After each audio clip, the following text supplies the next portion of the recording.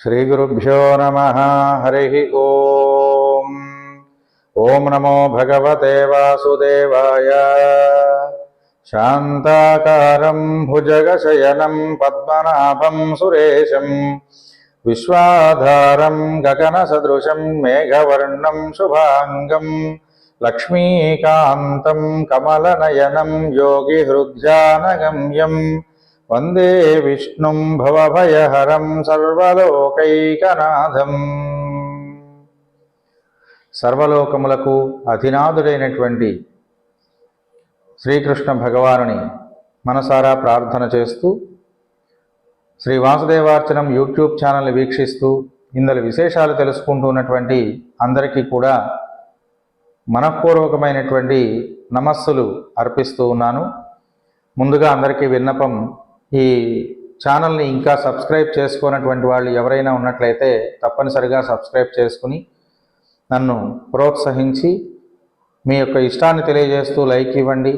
మీ ఆత్మీయులందరికీ కూడా దీన్ని షేర్ చేసి అందరికీ కొన్ని విశేషాలు తెలిసేందుకు గాను అవకాశాన్ని ఏర్పరచవలసిందిగా కోరుతూ, మనం ప్రతిరోజు తెలుసుకుంటూ ఉన్నటువంటి పాసురాలు, గోదాదేవి నోటి నుండి వెలువడినటువంటి మంగళకరములైనటువంటి పాటల రూపంలో మనం తెలుసుకుంటున్నాం. అందులో ఈ రోజున 13వ రోజు పాసురాన్ని పూర్తి చేసి ఇక రేపు ఉదయం 14వ పాసురంలోకి మనం అడుగిడబోతూ ఉన్నాం. ఈ 14వ పాసురంలో కూడా గోదాదేవి మరొక గోపికను నిద్రలేపడం కనిపిస్తుంది. అయితే నిన్నటి వరకు నిద్రలేపినటువంటి గోపికలందరూ కూడా పరమాత్మ యొక్క స్వానుభవంతో, పరమాత్మ మీద ఉన్నటువంటి ప్రేమానురాగం చేత, అతిశయించినటువంటి భక్తి పారవస్యం చేత నిద్రపోతూ ఉన్నారు. అయితే ఈ గోపిక, ఈ రోజున నిద్రలేపబోతున్నటువంటి ఈ గోపిక మాత్రం మెలకువగా ఉండి నిద్రపోతుంది.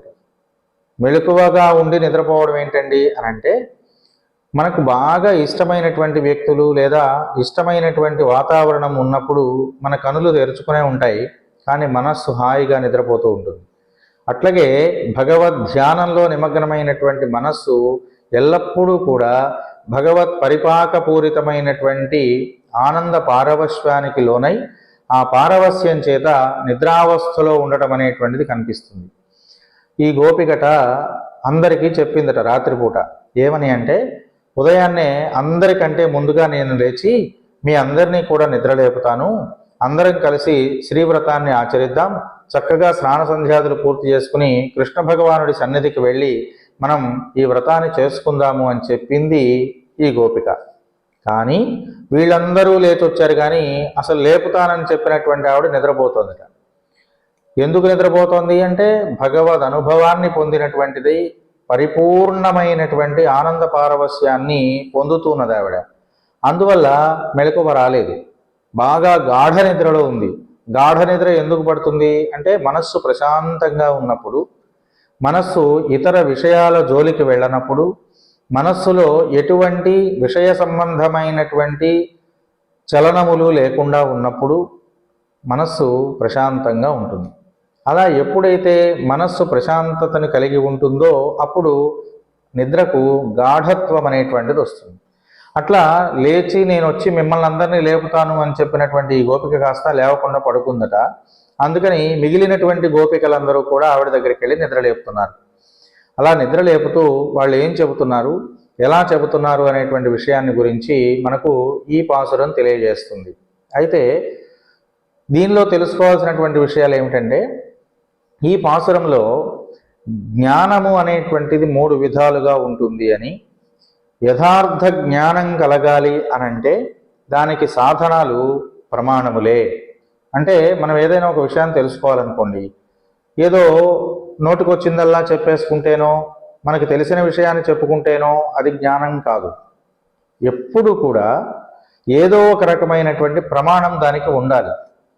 అలా 3 రకాలైనటువంటి ప్రమాణాలు కలిగి ఉన్న వస్తువుని మనం నిజమని నమ్మవచ్చు. ఆ 3 ప్రమాణాలు ఏమిటి అనంటే, మొట్టమొదటిది ప్రత్యక్షము, రెండవది అనుమానము, మూడవది శబ్దము. 3 రకములైనటువంటి ప్రమాణాలు ఉండాలి దేనికైనా సరే. మూడిటిల్లో కనీసం ఏదో ఒక ప్రమాణమైనా సరే ఉండాలి నిజాన్ని ఒప్పుకోవడానికి. ఆ ప్రమాణాలు ఏమిటంటే, 1 ప్రత్యక్షం అంటే ఎదురుగా కనిపించేటువంటిది, 2 అనుమానము,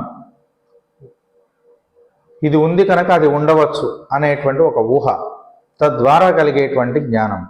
ఇక మూడవది శబ్దం, ఎవరైనా చెబుతూ ఉండడం ద్వారా, ఆప్తులైనటువంటి వాళ్ళు చెప్పడం ద్వారా, బాగా ఇష్టమైనటువంటి వాళ్ళు, హితులైనటువంటి వాళ్ళు చెప్పినటువంటి మాటల శబ్దము ద్వారా, జ్ఞాన పరిపూర్ణమైనటువంటి మాటల శబ్దముల ద్వారా మనకు ఈ జ్ఞానం అనేటువంటిది కలుగుతుంది.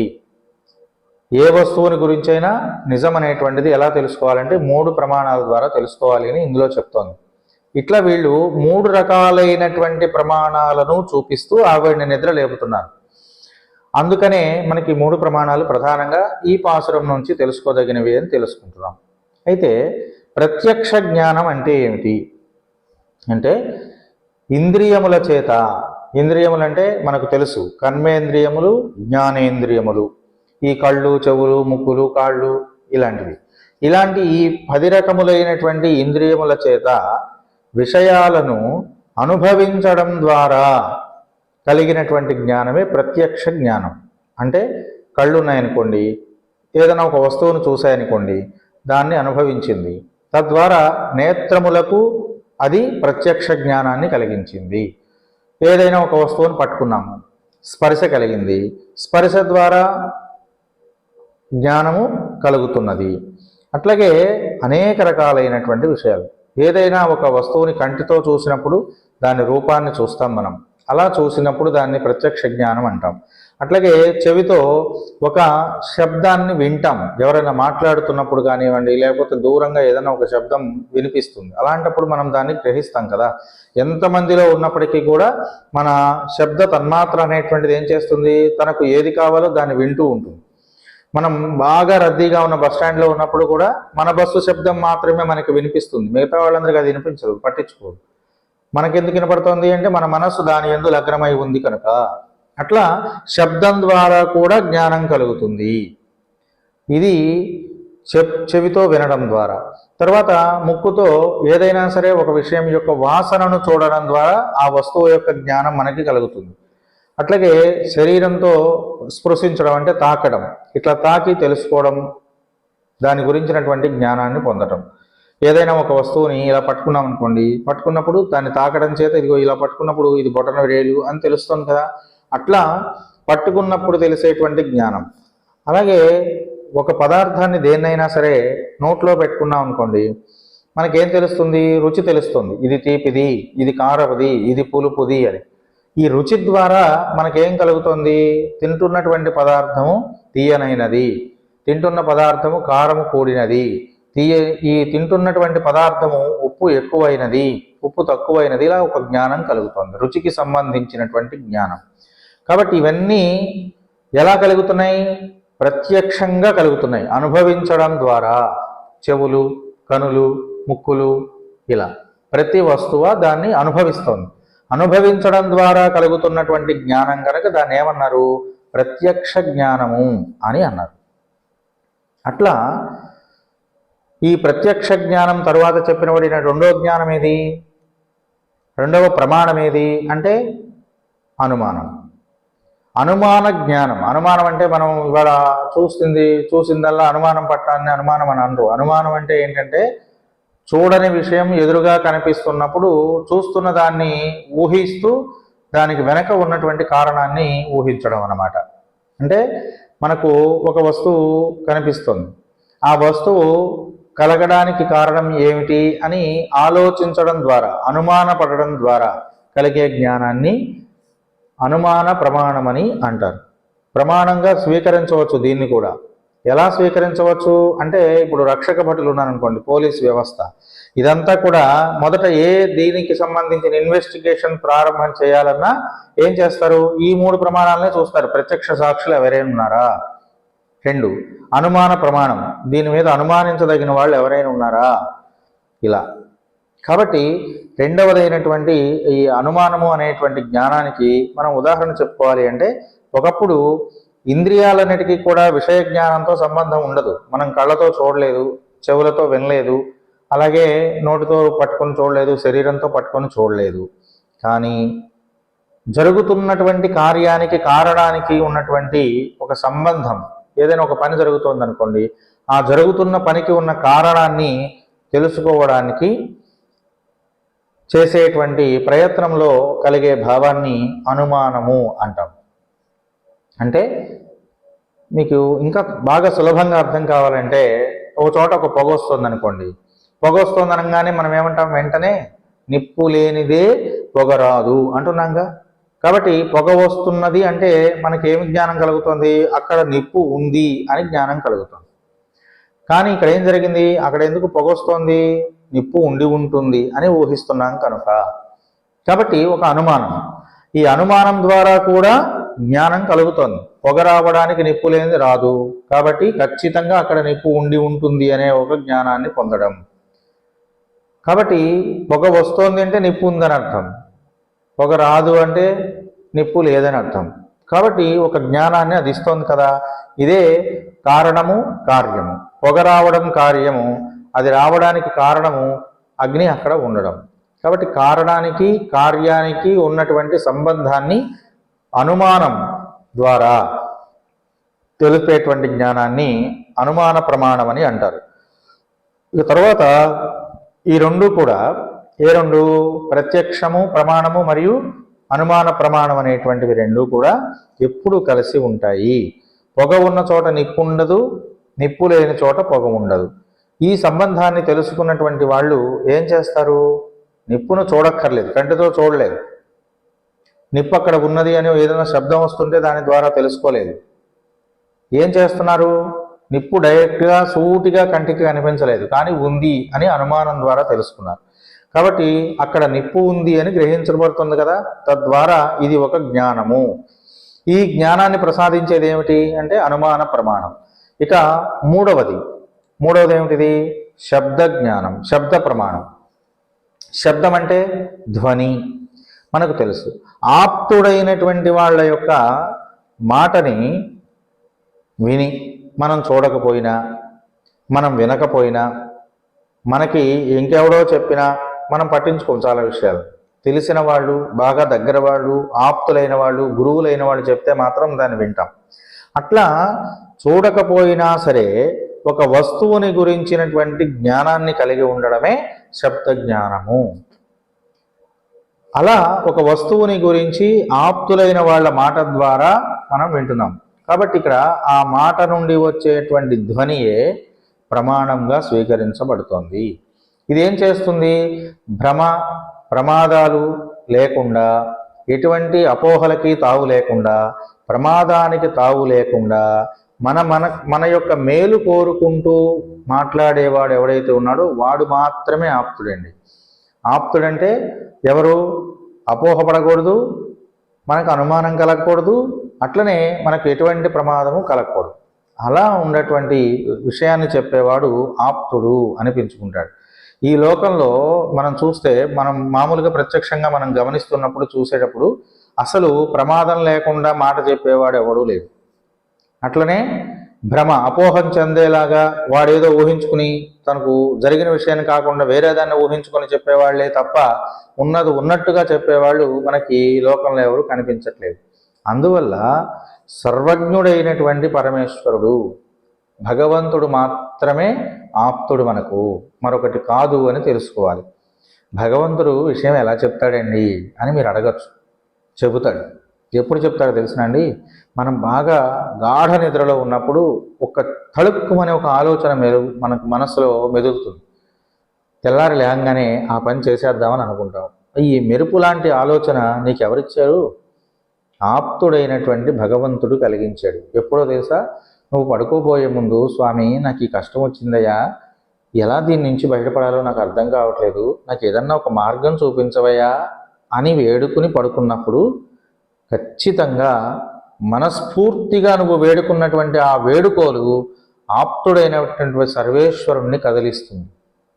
ఆయన ఒక ఆలోచనని ఖచ్చితంగా ఇస్తాడు. లేదా ఉదయాన్నే లేచి పలానా వాడి దగ్గరికి వెళ్తే మన పని అయ్యేటువంటి పరిస్థితి ఉంటుంది అనేటువంటి ఆలోచన కలుగుతుంది. కాబట్టి ఇట్లా సర్వేశ్వరుడైనటువంటి వాడు మాత్రమే ఆప్తుడు అని గ్రహించాలి. అంతేకాకుండా ఆ సర్వేశ్వరుడు యొక్క అనుగ్రహం చేత జ్ఞానాన్ని పొందినటువంటి వాళ్ళు కొంతమంది ఉంటారు.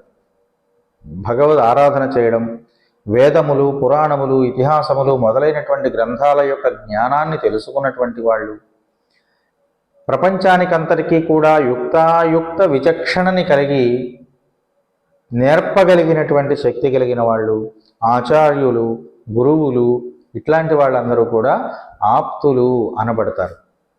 స్నేహితులందరూ ఆప్తులు అవ్వరండి. ఆప్తులైన వాళ్ళందరూ బంధువులు కాదు.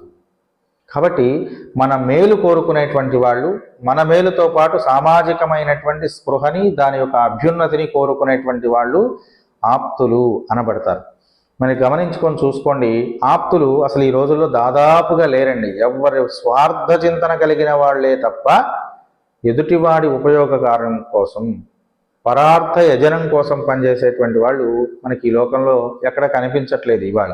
కాబట్టి మనకు ఆప్తులైన వాడు కేవలం భగవానుడు మాత్రమేనని విశ్వసించి ఏ మానవుడు జీవిస్తున్నాడో వాడు ఉన్నతుడవుతున్నాడు. అలా అనుమాన ప్రమాణము, అట్లాగే ప్రత్యక్ష ప్రమాణము, అలాగే శబ్ద సంబంధమైనటువంటి జ్ఞానం, ఈ 3 రకాలైనటువంటి లక్షణాలు కూడా ప్రమాణములుగా స్వీకరించబడతాయి. కనుక ఆ నిద్రపోతున్నటువంటి గోపికని వీళ్ళు లేపుతున్నారు. ఏమమ్మా, నువ్వు మమ్మల్ని లేపుతానన్నావు కదా, లేపుతానన్న దాన్ని నిద్రపోతున్నావు ఎందుకని, నువ్వు లేవకుండా నిద్రపోతున్నావు, మమ్మల్ని లేపుతానన్నావు అని అడుగుతూ ఉంటే ఆవిడ లోపల పడుకుని అంటుందిట, ఇంకా తెల్లవారలేదమ్మా, మీరందరూ తెల్లారిపోయిందని అంటున్నారని వాళ్ళు చెప్పిన విషయాలను నమ్మట్లేదు. అందుకని ముందుగా ఒక అనుమాన ప్రమాణాన్ని చూపించారు. తర్వాత ఏం చేశారు, ఒక ప్రత్యక్ష ప్రమాణాన్ని చూపించారు. ఆ తర్వాత ఏం చేస్తున్నారు, ప్రత్యక్ష ప్రమాణానికి లేవలేదు, అనుమాన ప్రమాణానికి లేవలేదు, ఇక చివరగా శబ్ద ప్రమాణాన్ని చూపిస్తున్నారు. నీవే చెప్పావు లేపుతాను వచ్చి నేనని, కాబట్టి నువ్వు చెప్పిన మాట కూడా నీకు విశ్వాసించట్లేదా నువ్వు అని మాట్లాడుతూ 3 రకములైనటువంటి ప్రమాణాలని ఆవిడకు చూపిస్తున్నారు. కనుక మనం ప్రమాణాలు అంటే ఏమిటి, ఏ ప్రమాణాలు ఎలా ఉంటాయి అనేటువంటి ఒక విషయాన్ని ఈ పాసురం ద్వారా తెలుసుకోవడానికి అవకాశం మనకి ఏర్పడింది. కాబట్టి వేదాంతము తెలిసినటువంటి గోపికలు గనక వీళ్ళందరూ కూడా ఏం చేస్తున్నారు, ప్రత్యక్షాన్ని, అనుమానాన్ని, శబ్దాన్ని కూడా స్వీకరించారు. వేదాంతులు మాత్రమే ఇలా 3 రకాలైన ప్రమాణాలని స్వీకరిస్తారు. చార్వాకులు అని కొంతమంది ఉన్నారండి, వీళ్ళని నాస్తికులు అంటారు. అంటే వీళ్ళు భగవానుడు లేడు అనేటువంటి ఒక విషయాన్ని చెబుతూ ఉంటారు. ఇలాంటి నాస్తిక సంబంధమైన లక్షణం కలిగినటువంటి చార్వాకులందరూ కూడా ఏం చేస్తారట, చూడనిదే నమ్మరు వాళ్ళు. కనుక వాళ్ళకి ఏది ప్రమాణము, ప్రత్యక్షమే ప్రమాణం. కాబట్టి ప్రత్యక్ష ప్రమాణాన్ని మాత్రమే స్వీకరించేటువంటి వాళ్ళని నాస్తికులు అని అంటారు. అట్లాగా 3 రకాలైనటువంటి ప్రమాణాలని స్వీకరించేటువంటి వాళ్ళని ఏమంటున్నారు అంటే వేదాంతులు అని అంటున్నారు. కాబట్టి ఇలా వేద జ్ఞానము తెలిసినటువంటి వాళ్ళు, వేదాంత జ్ఞానం తెలిసినటువంటి వాళ్ళు కనుక ఈ గోపికలందరూ కూడా, వీళ్ళకి జ్ఞానం ఎక్కడి నుంచి వచ్చిందండి అని మీరు అడగచ్చు. బ్రేపల్లిలో ఉన్నటువంటి నందుడి ఇంటికి పెద్ద పెద్ద గురువులందరూ వచ్చి మాట్లాడుతున్నప్పుడు ఆ మాటలన్నీ విని కృష్ణుడితో పాటు ఆడుకుంటూ వాళ్ళు చెబుతున్న విషయాన్ని విని వీళ్ళు తెలుసుకున్నారు కొంత. కాబట్టి వీళ్ళకి కొంత వేదాంత జ్ఞానం ఉన్నది. ఆ జ్ఞానం చేత వీళ్ళు ఆ గోపికని నిద్రలేపడానికి ప్రయత్నం చేస్తున్నారు. ఈ పాసురంలో 14వ పాసురం అనేటువంటి దాంట్లో ఆప్తురాలైనటువంటి ఒక గోపిక మాటని కూడా వాళ్ళు ఏం చేస్తున్నారు, ప్రమాణంగా స్వీకరిస్తున్నారు. మాకు ఆప్తురాలువమ్మ నువ్వు అని ఎందుకన్నారంటే శృతి స్మృతుల యొక్క లక్షణం, వేదములు, వేదాంగములు, పురాణములు, ఇతిహాసములు ఇలాంటి వాటి జ్ఞానము కలిగినటువంటిది కనుక ఆవిడ ఎప్పుడు మంచినే చెబుతుంది అందరికీ. కాబట్టి ఆవిడ ఆప్తురాలైంది. అలాంటి ఆప్తతత్వము కలిగినటువంటి ఒక గోపికని నిద్రలేపుతూ వీళ్ళు ఈ 3 రకాలైనటువంటి ప్రమాణాలని చూపిస్తున్నారు. భగవద్ దర్శనానికి, భగవంతుడిని చూడడానికి 3 రకాలైనటువంటి సాధనాలు ఉన్నాయి అని మనం తెలుసుకుంటున్నాం. వాటిల్లో మొట్టమొదటిది శ్రవణము అని మనం తెలుసుకున్నాం. అంటే శ్రవణము వినడం, భగవన్ నామ సంకీర్తనం వినడం, భగవంతుని సంబంధించినటువంటి అనేక రకాల విషయాలను వినడం, అలా చేసడం ద్వారా మన మనస్సులో ఉన్నటువంటి అనేక రకాలైన దుష్టమైన ఆలోచనలు దూరమవుతాయి. భగవంతుని గురించినటువంటి సంబంధించినటువంటి లీలా విశేషాలు తెలుసుకుంటున్నప్పుడు మనకు తెలియకుండానే మన మనస్సులో ఉన్నటువంటి అనేక రకాల కల్మషాలు తొలగిపోతాయి. ఎలాగండి తొలగిపోతాయి అనంటే, ఒక మంచుగడ్డ దగ్గరికి ఒక సెగను తీసుకుని వెళ్ళి పక్కన పెట్టామనుకోండి, మనం దాన్ని పగలగొట్టక్కర్లేదు, అరగొట్టక్కర్లేదు. ఈ సెగ తగలగానే ఏమవుతుంది? అది కరగటం ప్రారంభిస్తుంది. అంతే కదా. ఒక చల్లనైనటువంటి ఒక ఐస్ క్రీమ్ ఉంది, తీసుకెళ్ళి ఎండలో పట్టుకుని ఉంటుంటే ఏమవుతుంది? అది కరిగిపోవట్లేదా? ఎందుకు కరిగిపోతుంది అంటే ఉష్ణ శక్తి వల్ల అది కరిగిపోతుంది. అట్లాగే పరమాత్మ యొక్క అసంబద్ధమైనటువంటి అనేక రకములైన చర్యల వల్ల, అసంబద్ధములైనటువంటి అనేక రకాల ఆలోచన వల్ల ఎప్పుడూ దుష్టత్వాన్ని పొంది ఉండే మనస్సు కాస్త భగవద్ ఆరాధన వల్ల, భగవద్ ఆలోచన వల్ల, భగవత్ స్పర్శ వల్ల, భాగవత సేవ వల్ల ఏమవుతుందట? ఈ అసంబద్ధత అనేటువంటిది తొలగిపోతుంది. ఎప్పుడైతే అసంబద్ధత పోయిందో మనస్సు సంసిద్ధమవుతోంది భగవానుడి దగ్గరికి వెళ్ళడానికి. కాబట్టి కల్మషత్వాన్ని పోగొట్టుకోగలుగుతుంది ఈ మనస్సు. అట్లా శ్రవణం ద్వారా వచ్చినటువంటి నిష్కల్మషత్వము కలిగిన మనస్సు ఏం చేస్తుంది? మననం చేస్తుంది. భగవానుడి గురించినటువంటి మంత్రమును మననం చేస్తుంది. భగవత్ సంబంధమైన లీలల్ని మననం చేస్తుంది. మననం చేయడం అంటే పదే పదే పదే పదే పదే పదే దాన్ని గురించి ఆలోచిస్తూ ఉండడం. చిన్నపిల్లలు చూడండి, ఏదన్నా పాఠశాలలో చెప్పారనుకోండి విషయాన్ని, ఇంటికి వచ్చి కూడా అదే అదే అదే అదే అదే అంటుంటారు. దీన్ని మననం అంటారు. ఇలా మననం చేయడం ద్వారా ఏమవుతుంది? ఆ శక్తి మనస్సుకి ధారణా యోగ్యతని కలిగిస్తుంది. తద్వారా ధారణా యోగ్యత కలిగినటువంటి ఆ మనస్సు దాన్ని ధరించి ధ్యానావస్థలోనికి వెళ్ళిపోతుంది. దాన్ని దాచేసుకుంటుంది. ఆ శక్తి మొత్తాన్ని హృదయంలో దాచుకుంటుంది. అట్లా దాచుకుండేటువంటి యొక్క శక్తి మనకి ఎక్కడి నుంచి వస్తుంది? శ్రవణం ద్వారానే వస్తుంది. ఆ తర్వాత మననం చేయడం ద్వారా వస్తుంది. ఆ తరువాత ఈ మననము శ్రవణముల ద్వారా వచ్చినటువంటి శక్తి ద్వారా నిధిధ్యాసనము, దీన్నే ధ్యానము అని అంటారు. అలాంటి 3 రకాలైన సాధనాలు ప్రధానంగా పనికొస్తాయి అనే విషయాల్ని మొదటి 2 పాసురములు శ్రవణాన్ని, ఆ తర్వాత చెప్పబడినటువంటి 3 పాసురములు రెండవదైనటువంటి మననాన్ని, మూడో తర్వాత వచ్చినటువంటి 4 పాసురములు వరుసగా నిధిధ్యాసము, ధ్యానావస్థ యొక్క గొప్పతనాన్ని మనకు తెలియజెబుతూ వచ్చాయి. అట్లా మనకు తెలుస్తూ ఉన్నటువంటి అనేక రకాల విషయాలలో ధ్యానావస్థలో నిమగ్నమైపోయి మనస్సు మొత్తము కూడా భగవంతుని చేత నిండిపోయినటువంటి పరిపూర్ణురాలైనటువంటి ఒక గోపికని వీళ్ళు నిద్ర లేపడం మనం ఈ రోజున తెలుసుకుంటున్నాం. ఉపాసనాలు అనేటువంటివి భిన్న భిన్నాలుగా ఉంటాయండి. ఉపాసన చేయడం అంటే ఏమిటి? దానిని అవపోసన పట్టడం.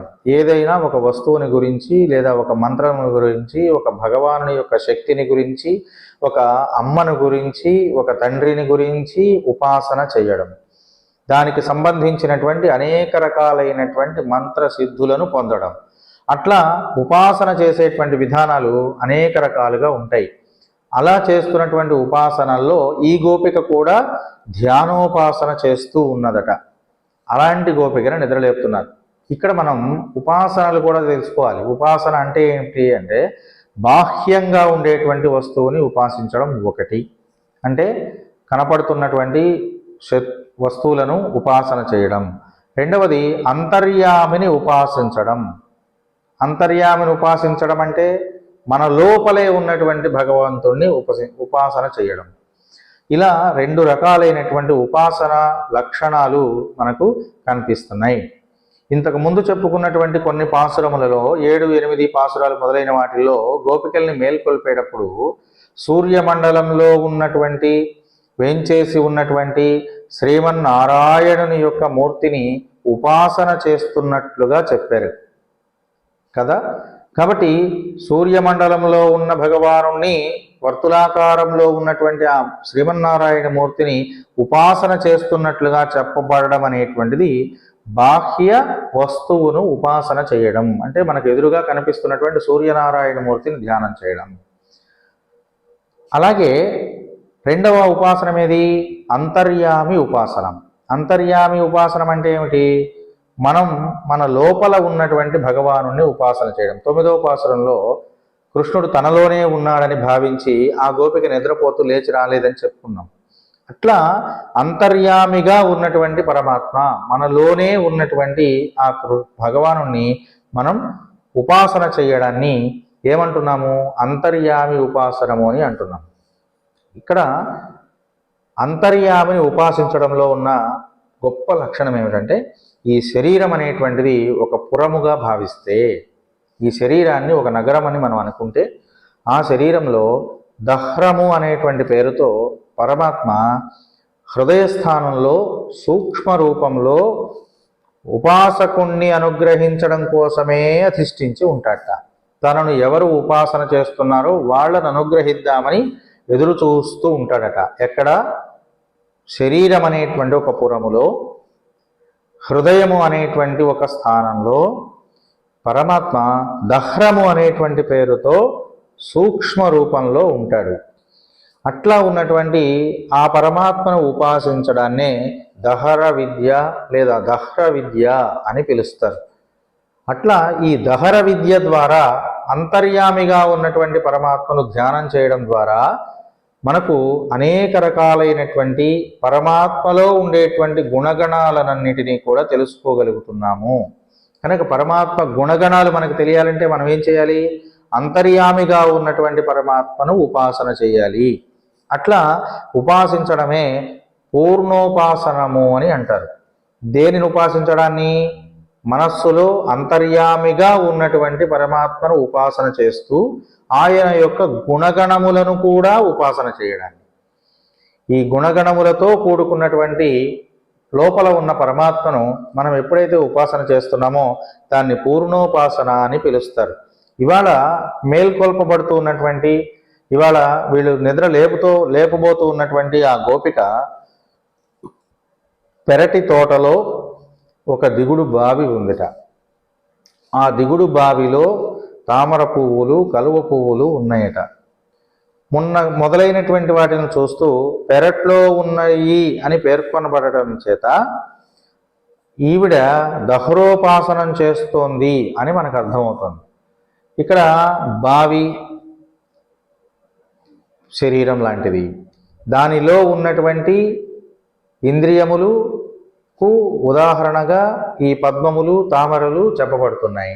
అలాంటి పద్మములు, తామరలు అనేటువంటి వాటి యొక్క విషయ జ్ఞానములను వదిలిపెట్టి ఆవిడ పరమాత్మ యొక్క సందర్శనం చేస్తోంది. కాబట్టే ఇందులో ఈ రకమైనటువంటి ఒక ఉపాసనా విశేషాన్ని చెప్పడం జరుగుతూనే పూర్ణురాల అని కీర్తిస్తున్నారు. పూర్ణత్వాన్ని పొందినటువంటి ఓ గోపిక లేచిరావమ్మ అని వీళ్ళు కీర్తించడంలో ఉన్న అంతర్యం కూడా ఇదే. కాబట్టి అలా పూర్ణత్వాన్ని పొందినటువంటి ఒక గోపికని వీళ్ళు నిద్రలేపడంలో వాళ్ళందరూ కూడా ఎందుకు అలా పిలుస్తున్నారో ఈ పాసురంలో మనకి తెలుస్తుంది.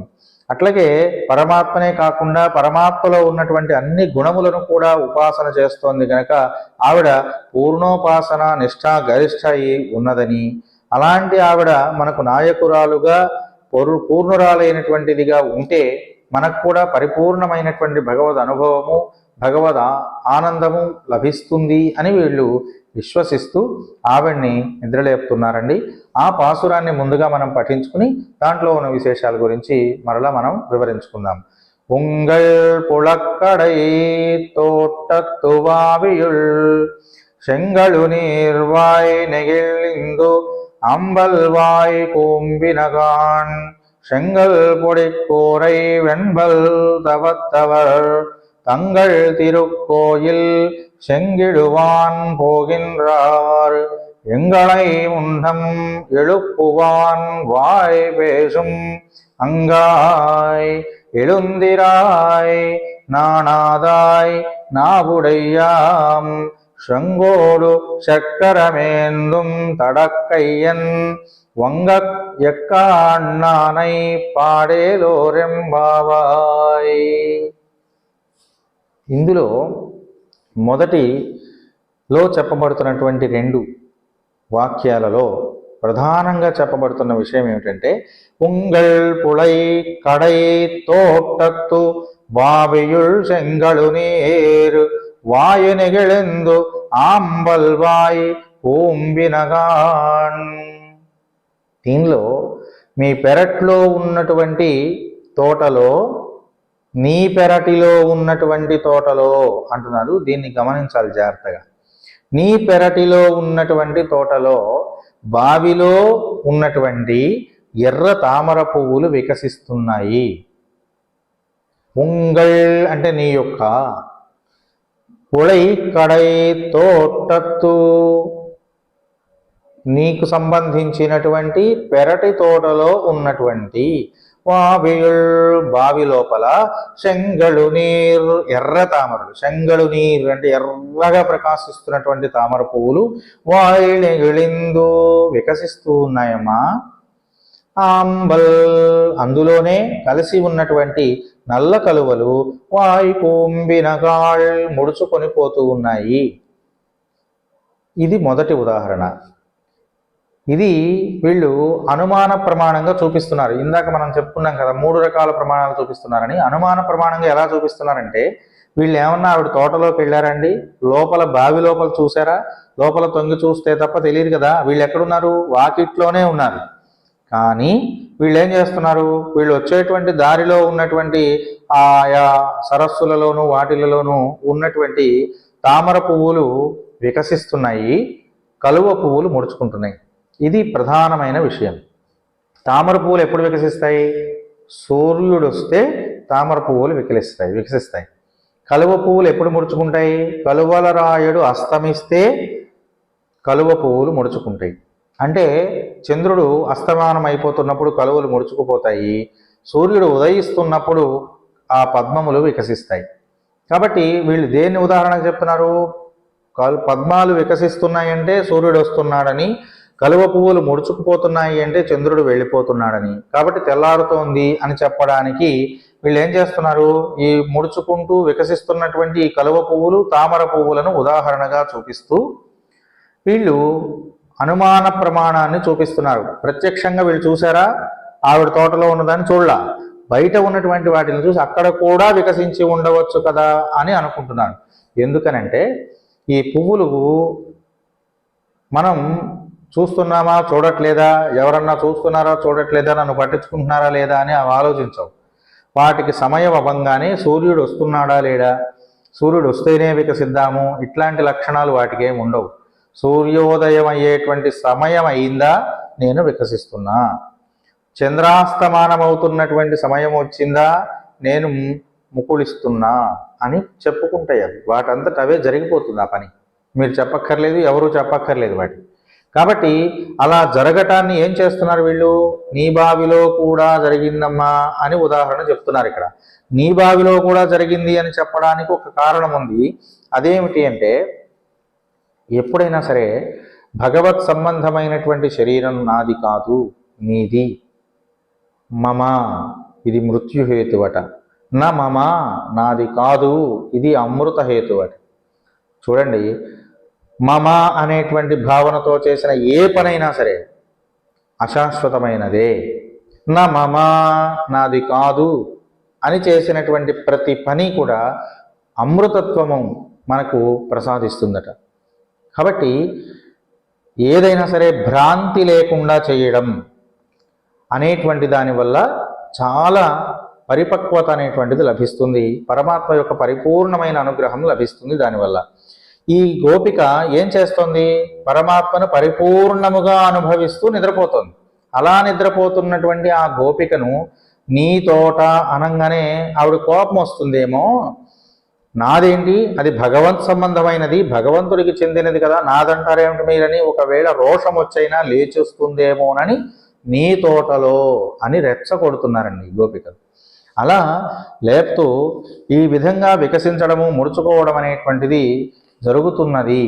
అలా జరగడానికి ఇంకొక సూచన కూడా మనం దీంట్లో తెలుసుకోవచ్చు. ప్రాకృతికమైనటువంటి వర్ణన ఇది మనకు కనిపిస్తుంది. అయితే ఇక్కడ పురుషులకు సంబంధించినటువంటి కళ్ళని తామర పువ్వుల వలె ఉన్నాయి అని చెబుతారు. స్త్రీలకు సంబంధించినటువంటి కళ్ళను, నేత్రాలని కలువ పువ్వులతో పోలుస్తారు. ఇది ఒక విశేషం. ఏమిటంటే ఆ గోపికటండి బావి దగ్గర కూర్చుని ఉన్నదట. ఆ ఉన్నటువంటి ఆ గోపికకు కృష్ణుడు ఆవిడ శిరస్సు పైనుంచి తన శిరస్సును ముందుకు వంచి ఆవిడ ముఖంలో ముఖం పెట్టి చూస్తున్నాడట. అలా చూస్తున్నప్పుడు ఆయన కనులు ఎలా ఉన్నాయి? పద్మముల వలె వికసించబడ్డాయి. అలా వికసించబడినటువంటి ఆ పద్మములు విశాలముగా ఉన్నటువంటి కృష్ణుని యొక్క నేత్రములతో పోలుస్తున్నారు వీళ్ళు. అలాంటి పద్మములు. అలాగే మరి కలువలు ముడుచుకోవాలి కదా. కృష్ణుడు అలా దగ్గరగా వచ్చేసరికి ఆ తన్మయత్వంతో ఆ గోపికట కనులు అలా ముడుచుకుందట. దీన్ని కలువ పువ్వులు ముడుచుకోవడంతో పోలుస్తున్నారండి. చూడండి ఎంత సౌందర్య హేతువో కృష్ణ సమాగమం. అట్లా కృష్ణునితో దగ్గరగా ఉన్నటువంటి ఆ గోపిక యొక్క ఒక చేష్టని స్వీకరిస్తూ వీళ్ళు పద్మములు కలువలు అని పేర్లు పెట్టి ఎంత అందంగా చెప్తున్నారో చూడండి. కృష్ణుని యొక్క తామరస నేత్రములతో కలియబడినటువంటి ఆ కలువరేకుల వంటి కనులు ముకుళించక మానతాయా? మానవు కదా. నువ్వు ఆ కృష్ణుడితో చక్కగా ఆనందాన్ని అనుభూతిని పొందుతున్నావు అనడానికి ఇగో ఈ పద్మములు వికసించడం కలువలు ముడుచుకోవడం అనేటువంటిది ఒక హేతువమ్మా, మాకు తెలుసు, అందుకనే నువ్వు పరిపూర్ణురాలు అవుతున్నాం మేము అని వీళ్ళు చెబుతున్నారు. అది మరొక చక్కటి పోలిక దీంట్లో చెప్పబడుతోంది. కృష్ణునితో కాదు, భగవంతునితో లీనమైపోయినటువంటి ప్రతి హృదయము, భగవత్ సంబంధమైనటువంటి ఆలోచనలు కలిగిన ప్రతి మనస్సు ఇలాంటిదే. అలా వీళ్ళు నీ పెరటిలో ఉన్నటువంటి ఆ పద్మములు కలువలు అనడంలో ఇది కూడా ఒక పరమార్థమే. అట్లా ఈ కలువలు అహంకార మమకారములు అనేటువంటి వాటికి కూడా ఉదాహరణగా మనం గ్రహించవచ్చు. అహంకారము లేదా మమకారం, అహంకారం పెచ్చుమీరినప్పుడు మమకారము ముకుళించుకుపోతుంది.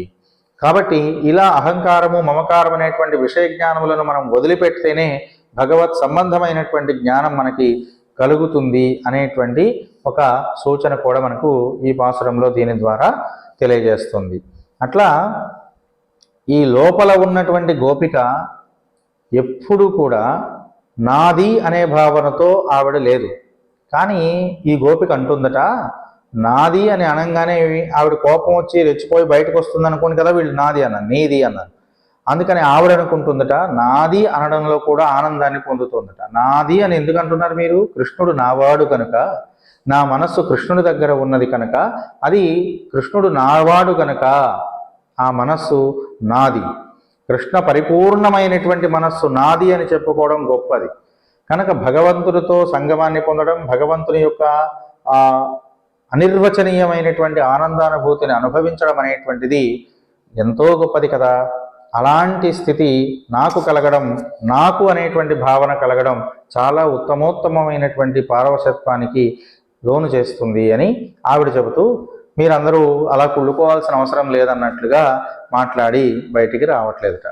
అందుకని వీళ్ళు ఏం చేస్తున్నారు, ఇంత చెప్పినా సరే బయటికి రావట్లేదు కాబట్టి ఈవిని ఎలాగైనా సరే బయటికి తీసుకురావాలి అని అనుకున్నారు. అలా బయటికి తీసుకురావాలంటే ఏం చేయాలి? ఇప్పుడు వీళ్ళకేమో అర్థం కావట్లేదు. అందుకని మరొక ఉదాహరణ చెప్తున్నారు. செங்கல் பொடி கூரை வெண்பல் தவத்தவர் திங்கள் திருக்கோயில் సింగిడువాన్ పోగిన్రార్. ఎర్రగా ఉన్నటువంటి జేగురు రాళ్ళు, ఇవి ఒక రకమైనటువంటి రాళ్ళు అండి. ఈ జేగురు రాళ్ళని బాగా పొడి చేసి, ఈ పొడి చేసినటువంటి ఆ జేగురు రాళ్ళ యొక్క పొడిని నీళ్లల్లో కలిపినప్పుడు ఆ నీళ్ళు ఏమవుతాయంటే ఎర్రగా మారుతాయి. అలా ఎర్రగా మారినటువంటి ఆ నీళ్లల్లో ఒక వస్త్రాన్ని ముంచి, ఆ ముంచబడినటువంటి వస్త్రాన్ని కట్టుకున్నటువంటి వాళ్ళయి అంటే అది కాషాయపు రంగులో మారుతుంది. ఉదయించేటువంటి సూర్యుని యొక్క రంగు ఎర్రగా ఉంటుంది. అది తెలుపు కలిసిన ఎరుపు. అలాంటి ఒక వర్ణంలో ఉన్నటువంటి వస్త్రాన్ని ధరించినటువంటి వాళ్ళు అయి సన్యాసులందరూ కూడా. అంతేకాదు తంగల్ తిరుక్కోయిల్, తెల్లనైనటువంటి పళ్ళ వరస కలిగినటువంటి వాళ్ళు. రెండు ఉదాహరణలు చెప్తున్నాను. ఇది ప్రత్యక్ష ఉదాహరణకు ప్రమాణానికి నిదర్శనం. కళ్ళు కనబడుతున్నారు, వాళ్ళందరూ వెళ్తున్నారు కదా, సన్యాసులందరూ కూడా కాషాయ వస్త్రాలు కట్టుకొని భగవత్ సేవకు వెళ్తున్నారు. ఎప్పుడు వెళ్తారు? తెల్లవారుజాముననే భగవత్ సేవ కోసం వెళ్తారు. మనం తిరుమల మొదలైనటువంటి పెద్ద పెద్ద క్షేత్రాల్లో ఈ రోజుకి జీయర్ గోష్ఠి అనేటువంటిది ఒకటి ఉదయాన్నే జరుగుతుంది. ఈ సన్యాస ఆశ్రమాన్ని స్వీకరించినటువంటి జీయర్ స్వాములు ఉదయాన్నే కాషాయ వస్త్రాలు ధరించి, కుంచుకోవాలను ధరించి వెళ్ళి ఆ దేవాలయం యొక్క తలుపులు తీసుకుని మొట్టమొదటగా స్వామి యొక్క దర్శనాన్ని వాళ్ళు చేసుకోవడం మనకి ఆచార సంప్రదాయాల్లో కనిపిస్తుంది. ఇలాంటి ఆచార సాంప్రదాయాన్ని ఆధారంగా చేసుకుని వీళ్ళు ఏం చెప్తున్నారంటే, అదిగో కాషాయ వస్త్రాలు ధరించినటువంటి ఆ తెల్లనైనటువంటి పళ్ళ వరస కలిగినటువంటి ఆ సన్యాసులందరూ కూడా, స్వాములందరూ కూడా, ఆచార్యులందరూ కూడా భగవత్ సేవ కోసం వెళ్తున్నారమ్మా, అంటే తెల్లవారుతోందని అర్థం కదా అన్నారు. ఇక్కడ తెల్లవారడానికి సన్యాసులు కట్టుకున్నటువంటి వస్త్రాలను ఉదాహరణగా ప్రామాణికంగా ప్రత్యక్ష ప్రమాణంగా వాళ్ళు చూపిస్తున్నారు. కాబట్టి మనస్సు అనేటువంటిది మనుష్యులకు బంధానికి, మోక్షానికి హేతు అవుతుంది. బంధం పడాలన్నా, మోక్షం పొందాలన్నా మనసే కారకమవుతుంది. మన ఏవ మనుష్యాణం కారణం బంధమోక్షయోహో అని. కాబట్టి బంధనం కలగాలన్నా, మోక్షం కలగాలన్నా దానికి మనస్సే కారకము. కనుక ఆ మనస్సు ఎప్పుడు కూడా విషయమునందు రక్తి లేకపోతే, అంటే ఈ భోగలాలసయందు ఆసక్తి గనక లేకుండా ఉంటే ఆ మనస్సు మోక్షహేతువు అని చెప్పబడుతుంది. అట్లాగే ఈ లౌకికమైనటువంటి, పారమార్థికమైనటువంటి కాకుండా లౌకికంగా మనకు కనిపిస్తున్నటువంటి విషయాల పట్ల ఆసక్తిని కలిగిన మనస్సు అనుకోండి, అది రక్తిహేతువే అవుతుంది తప్ప ముక్తిహేతువు కాదు, బంధహేతువే అవుతుంది. కాబట్టి ఆ మనస్సు విషయ ఆసక్తికి లేకుండా ఉంటే అది మోక్షగామి అవుతుంది. కాబట్టి విషయముల యందు రక్తమైనటువంటి మనస్సును జేగురు రాయితో దీంట్లో పోలుస్తున్నారు. అంటే విషయముల చేత రక్తిని కలిగింది, అందువలన అలా రక్తి కలిగినటువంటి దాన్ని జేగురు రాయితో పోల్స్తున్నారు. దీన్ని ఏం చేశారట? వాళ్ళు పొడి చేసేశారట. అంటే విషయముల యొక్క రక్తిని పొడి చేశారు, అంటే నాశనం చేశారని చెప్పడమే. అలా పొడి చేసి మళ్ళీ దాన్ని ఏం చేశారు? నీళ్లల్లో కలిపేశారు. నీళ్లల్లో కలిపి ఏం చేశారు? వస్త్రానికి అద్దుకున్నారు. అప్పుడు వచ్చింది కాషాయ వర్ణం దానికి. కాబట్టి ఇలా భగవద్ విముఖమై ఉండేటువంటి మనస్సు జేగురు రాయితో పోల్చబడితే, ఆ జేగురు రాయిని, ఆ విషయములనేటువంటి వాటిని పొడి చేసేసి దానిని నీళ్లల్లో కలపడం, ఆ నీళ్లల్లో కలిపినటువంటి దానిని భగవత్ సేవ అనేటువంటి దాంట్లో కలపడమే నీళ్లలో కలపడం. అలా భగవత్ సేవ అనేటువంటి నీటిలో ఎప్పుడైతే కలపబడిందో ఎర్రనైనటువంటి కాషాయ పరిపూర్ణమైనటువంటి ఒక భగవత్ ప్రేమ అనేటువంటి దానికి పాత్రులవుతున్నారు వాళ్ళందరూ. కాబట్టి అలా భగవత్ ప్రేమ కలిగినటువంటి ఆ సన్యాసులందరి యొక్క మనుగడను వీళ్ళు ఉదాహరణగా చూపిస్తున్నారు. ఇట్లా తెల్లనైనటువంటి బళ్ళ వరుస కలిగిన వాళ్ళని కూడా చెప్పారు కదా వీళ్ళు. విషయ విరక్తి, అట్లాగే పరమాత్మ యొక్క రక్తి, దీంతో పాటు ఆహార శుద్ధి, వాక్ శుద్ధి కలిగినటువంటి వాళ్ళకి మాత్రమే జ్ఞానం వస్తుందండి. ఎవరికి వస్తుంది? మొట్టమొదటిది విషయముల పట్ల విరక్తిని పొందాలి. ఈ భౌతికమైనటువంటి విషయాల పట్ల విరక్తిని పొందాలి. విరక్తి పొందాలంటే దాన్ని అనుభవించి తెలుసుకున్నప్పుడే దాని యందు విరక్తి కలుగుతుంది. అట్లాగే పరమాత్మ యందు రక్తి, భక్తి పూర్ణత్వానికి చేరితే కలిగేదాన్ని రక్తి అంటారు. కాబట్టి భగవంతుని యందు భక్తి పరిపూర్ణత్వాన్ని పొంది ఉండడం. ఇక తర్వాత ఆహార శుద్ధి. ఎప్పుడైనా సరే తీసుకునేటువంటి ఆహారం ఎలా ఉండాలి? శుద్ధంగా ఉండాలి, సత్వ గుణ సంపన్నతను కలిగించేటువంటిదై ఉండాలి. అలాంటి సాత్వికమైనటువంటి ఆహారాన్ని స్వీకరించడం. ఇక దానివల్ల కలిగేటువంటి గొప్పతనం ఏమిటంటే వాక్ శుద్ధి కలుగుతుంది. వాక్కు చాలా పవిత్రంగా వస్తూ ఉంటుంది.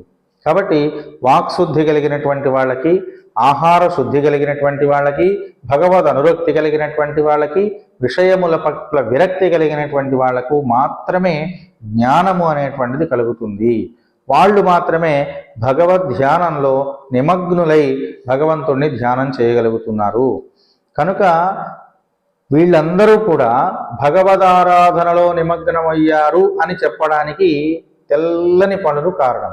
తెల్లని పళ్ళు దేనికి కారణము అంటే ఆహారం పవిత్రమైనది, శుద్ధమైనటువంటి ఆహారాన్ని స్వీకరించడం వల్ల ఆ పళ్లకు గార పట్టడం మొదలైనటువంటివి జరగకుండా తెల్లగా ప్రకాశిస్తూ ఉంటాయి. అందువల్ల మితాహారము, శుద్ధాహారము స్వీకరించేటువంటి వాళ్ళు సన్యాసులు. కాబట్టే వాళ్ళకు మనస్సు నిగ్రహం కలుగుతుంది, తద్వారా భగవద్ అనురక్తి కలుగుతుంది, విషయ విరక్తి కూడా వాళ్లకు కలుగుతుంది. కాబట్టి వీళ్లను ప్రత్యక్ష ఉదాహరణలుగా చూపిస్తూ వాళ్ళందరూ అక్కడికి వెళ్తున్నారమ్మా కనుక తెల్లవారిది నువ్వు లేవమ్మా అని ఆవిడని నిద్రలేపుతున్నారు. అట్లా నిద్రలేపుతుంటే ఆవిడ అంటుందట, వాళ్ళందరూ వెళుతున్న దాన్ని నాకు ఉదాహరణగా ఎందుకు చూపిస్తున్నారు, అదంతా కూడా భ్రమ, మీరందరూ అలా అనుకుంటున్నారు, తెల్లవారుజామునే వాళ్ళు వెళ్ళాలనే ఉంది, ఏం లేదు కదా. భగవద్ అనురక్తి కలిగినటువంటి వాళ్ళు ఎప్పుడూ భగవద్ధ్యానంలోనే ఉంటారు, ఎప్పుడు భగవత్ సేవ చేయడం ఏందే అనురక్తిని కలిగి ఉంటారు. కాబట్టి వాళ్ళు వెళుతున్నారు, నీకు తెల్లారినట్టు నీకు ఎందుకు అనిపిస్తోంది అన్నదట. అందుకని వీళ్ళు ఇంకొక ఉదాహరణ శబ్ద జ్ఞానాన్ని చూపిస్తున్నారు. ఎంగళై మున్నో మెళుక్కువాన్ వాయ్ పేషుం నంగాయ్, నువ్వే కదా ముందుగా లేచి, నీకన్నా ముందు మమ్మల్ని అందరినీ కూడా నువ్వు లేచొచ్చి లేపుతానన్నావు కదా, నువ్వు పలికినటువంటి మాటయే కదా పరిపూర్ణమైన దానా, అంగాయ్ అంటున్నారు. పరిపూర్ణమైనటువంటి దానా, భగవత్ సేవలో పూర్ణత్వాన్ని పొందినటువంటి దానివి నువ్వే కదా చెప్పావు, లేచొచ్చి చెప్తాను. ఇది శబ్ద ప్రమాణానికి ఉదాహరణ. నీవు చెప్పిన మాటనే మేము ప్రమాణంగా తీసుకుంటున్నాము. ఎందుకని తీసుకుంటున్నావు, నువ్వు భగవత్ సేవలో పరిపూర్ణత్వాన్ని పొందేశావు కనుక, నువ్వు ఆచార్యుడితో సమానం. కాబట్టి నువ్వు చెప్పిన మాటని మేము నమ్మామమ్మా. నువ్వు మమ్మల్ని లేపుతానన్నావు కదా, యద్యదాచరతి శ్రేష్ఠ తత్తత్ ఏవ ఇతరో జనః అని. ఎవరైతే గొప్పవాళ్ళు ఆచరిస్తున్నటువంటి విషయాలు ఉన్నాయో, పండితులు ఆచరిస్తున్నటువంటి విషయాలు ఉన్నాయో, దానిని ప్రజలందరూ కూడా ఆచరిస్తారట.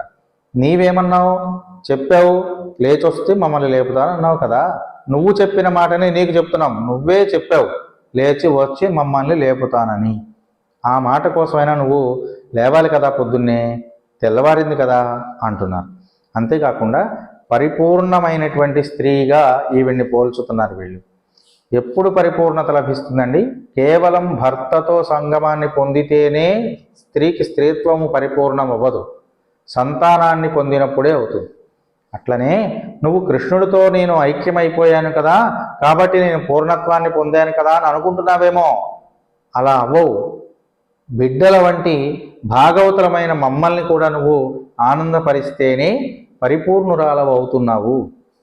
కనుక పరిపూర్ణత్వానికి నీవు మచ్చ తీసుకురావద్దమ్మా, లేచిరా, ఏళుందిరాయ్, లే, ఎందుకు పడుకుంటున్నావు, మాకున్నటువంటి ఈ చిన్నపాటి లోపాన్ని సరిదిద్దవమ్మా.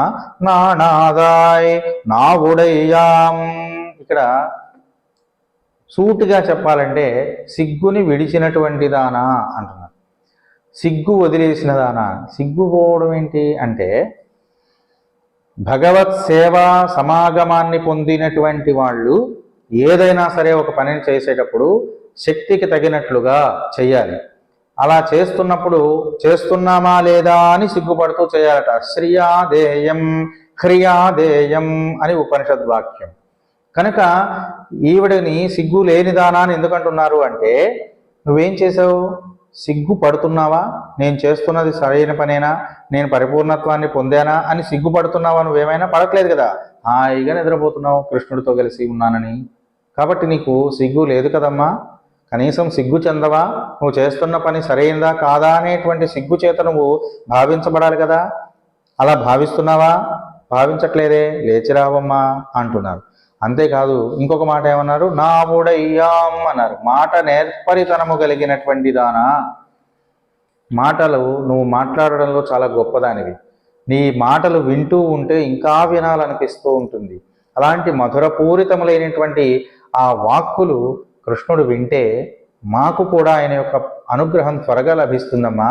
కనుక నీవు మా ముందు నడిచి అలాంటి మంచి మంచి మాటల ద్వారా మమ్మల్ని మేల్కొలుపుతానన్న దానివి నువ్వు నిద్రపోవడం సరైన పని కాదు కదా, లేచిరావా. శంగుడు చక్కరమేందుం తడక్కయ్యన్ పంగయక్కాణాణ్ణాళై నాప్పాడన్. ఎవరిని, కన్నానైప్పాడన్, కంజాక్షుడైనటువంటి ఆ కృష్ణ పరమాత్మని శంగుడు చక్రమేందుం, శంఖాన్ని చక్రాన్ని ధరించినటువంటి ఆ పుండరీకాక్షుడైనటువంటి ఆ కృష్ణ భగవాను మనం అందరం కలిసి ప్రార్థన చేద్దామమ్మా, లేచిరా అంటున్నాను. ఇక్కడ శంఖము చక్రము ధరించినటువంటి వాడు అని ఎందుకు చెప్పారు? మామూలుగా కృష్ణుడు రేపల్లలో చూస్తున్నటువంటి కృష్ణుడి చేతిలో శంఖం చక్రం ఉంటాయండి? ఉండవు కదా, ఎప్పుడు వేణువే ఉంటుంది. కానీ నేను ఎందుకన్నానంటే, పుట్టంగానే నందుడికి కనిపించాడు శంఖము చక్రముతో చతుర్భుజుడైనటువంటి కృష్ణ పరమాత్మ. కాబట్టి చతుర్భుజుడుగా ఈయన శత్రువులకు కనపడడు కానీ మిగతా వాళ్ళందరికీ కనిపిస్తాడు. అందువల్ల వీళ్ళు చతుర్భుజుడైనటువంటి ఆ కృష్ణ పరమాత్మ శంఖము చక్రము ధరించిన వాడని రెండు విషయాలు ప్రధానంగా చెప్తున్నారు ఇక్కడ. శంఖం దేనికి గుర్తు అంటే, పరమాత్మ యొక్క లోపల ఉన్నటువంటి ఆ గాలిని దాని నిండా నింపడం చేత శబ్దం వస్తుంది. ఆ శబ్దం చేత ఏమవుతుంది అంటే, ఆయన ఆలమందలను కాస్తూ తిరుగుతూ ఉన్నప్పుడు మంద నుండి తప్పిపోయినటువంటి దాని గుర్తుగా మేము ఇక్కడ ఉన్నామని చెప్పడానికి శంఖనాదం చేసేవాళ్ళట. ఆ విడిపోయినటువంటిది వచ్చి దీంట్లో కలిసిపోయేది. అందుచేత విడిగా ఉన్నటువంటి వాళ్ళందరినీ చేరవ చేసేటువంటిది శంఖనాదము. అట్లాగే అరిభయంకరమైనటువంటిది, శత్రువులందరికీ కూడా భయాన్ని కలిగించేటువంటి ధ్వని ఆ శంఖం చేస్తుంది. కనుక భగవత్ సేవకు వ్యతిరేకులైనటువంటి వాళ్ళందరినీ కూడా దూరం చేయడానికి శంఖనాదం చాలా ఉపయోగపడుతుంది. కాబట్టి శంఖనాదము అనేటువంటిది మమ్మల్ని పరమాత్మకు చేరువ చేసేది అని నమ్మి వీళ్ళు శంఖము ధరించినటువంటి పరమాత్మను అంటున్నారు. చక్రములో ఉన్న విశేషం ఏంటంటే, చక్రం ఏమిటి? సుదర్శనం దాని పేరు. పరమాత్మను చక్కగా దర్శనము చేయించున్నది, భగవంతుణ్ణి మనకు దగ్గరగా తీసుకొచ్చి చూపించేటువంటిది చక్రం. అంతేకాదు శత్రు సంహారాన్ని పరమాత్మ యొక్క అనుమతితోటి చేసేసి భాగవతుల జోలికి ఎవడు రాకుండా కాపాడేది కూడా చక్రమే. కనుక మేమందరం భాగవత సేవల కులం, భాగవతులం కనుక భగవంతుని యొక్క అనుగ్రహం మా అందరి మీద ఉంటుంది అని నమ్మి వీళ్ళు శంఖము చక్రము కలిగినటువంటి పుండరీకాక్షుడైనటువంటి వాడు, ఎల్లప్పుడూ చల్లనైనటువంటి లక్షణాన్ని తాపాన్ని హరించేటువంటి నేత్రములు కలిగిన ఆ కృష్ణ భగవాను మనం అందరం కలిసి కీర్తిద్దామమ్మా, లేచిరావా, మాతో కలిసి పరమాత్మను ధ్యానం చేయడానికి లేచిరావా అని పిలుస్తున్నారు. ఇంకొక మాట కూడా అన్నారు వీళ్ళు, ఏమని అంటే, ఆ శంఖాన్ని చక్రాన్ని ధరించడం చేత దీర్ఘములైనటువంటి బాహువులు కలిగిన వాడు అని. దీర్ఘములైన బాహువులు కలిగిన వాడని ఎందుకు అంటున్నారంటే, బాగా పొడవైన చేతులు ఉంటే ఏం చేస్తారండి, దూరంగా ఉన్నవాడని కూడా దగ్గరగా తీసుకుని హక్కున చేర్చుకునేందుకు అవకాశం ఉంటుంది. కనుక కృష్ణ పరమాత్మ అలా దీర్ఘమైనటువంటి బాహువులు గలవాడని, శత్రువులను భయపెట్టేటువంటి శంఖధ్వని, ఆర్తులందరినీ దగ్గరకు తీసుకునేటువంటి చేర్చుకోగలిగినటువంటి దారి చూపగలిగినటువంటి శంఖధ్వనిని ఇచ్చేటువంటి వాడు. అట్లాగే శత్రు సంహారం చేసేటువంటి దానికోసం చక్రాన్ని తన అనుమతితో ప్రయోగించి అందరికీ కూడా తన యొక్క స్వరూపాన్ని తేలికగా తెలుసుకోవడానికి అవకాశాన్ని ప్రసాదించేటువంటి చక్రమును ధరించినటువంటి వాడు, హక్కున చేర్చుకోవడానికి దీర్ఘమైనటువంటి బాహువులు కలిగినటువంటి ఆ కృష్ణ భగవానుణ్ణి మనమందరం కూడా మనసారా ప్రార్థన చేద్దామమ్మా, లేచిరా, తెల్లవారిపోతుందమ్మా అని ఆ గోపికను లేపుతున్నారండి. మందారగంధ సంయుక్తం చారుహాసం చతుర్భుజం బర్హిపించావచూడాంగం కృష్ణం వందే జగద్గురుం. జగద్గురువైనటువంటి ఆ కృష్ణ భగవానుడు మనందరికీ కూడా పరిపూర్ణమైనటువంటి యొక్క రసానుభూతిని ప్రసాదించుగాక అని వేడుకుంటూ ఈనాటి ఈ పాసురాన్ని ఇంతటితో ముగిస్తూ ఉన్నాను. స్వస్తి సర్వేషాం సమస్త సన్మంగళాని భవంతు. స్వస్తి.